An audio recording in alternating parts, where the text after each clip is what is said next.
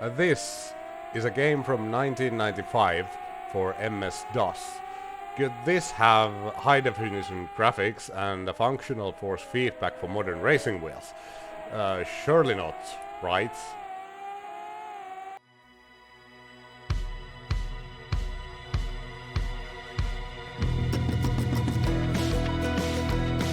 This video is about what a small but enthusiastic and committed community can achieve.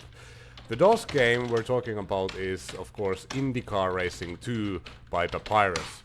If you happened to play it upon release back in 1995, it probably looked something like this. Not very pretty.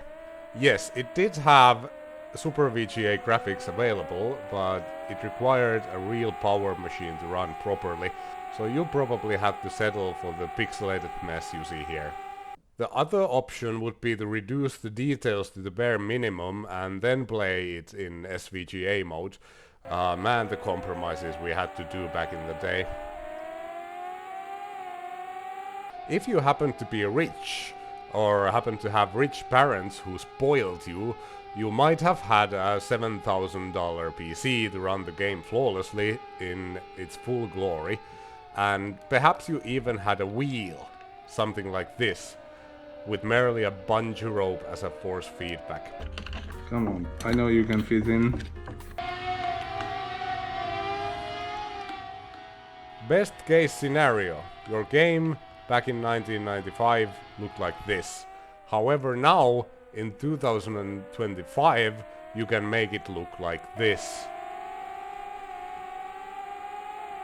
The game actually used to have a version that supported 3D acceleration, but it was very rare and only sold bundled with the Rendition graphics cards that soon lost the competition against Voodoo cards and disappeared. But almost 30 years after the initial release, Sharangat from the IndyCar Racing 2 community released a Rendition wrapper for modern systems. This allows you to play the game in full HD and even higher, and in higher frame rates, and it looks absolutely gorgeous. But there's more. Jake from GPLaps, also an active member of the community, has managed to create a force feedback for the game.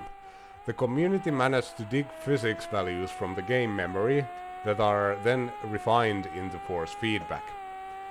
It's quite astonishing, really. For 30 years we had just the original game from 1995, and then suddenly in 1 year it looks gorgeous and has force feedback included.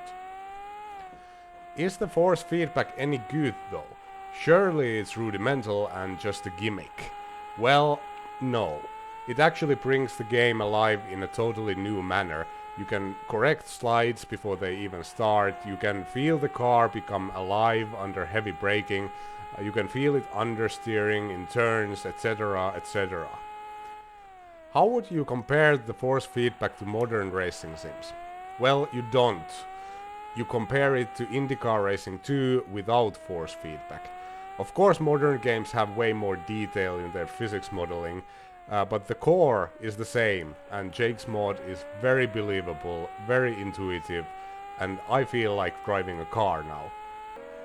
It's hard to showcase just how good it is on a video, but this is my best effort.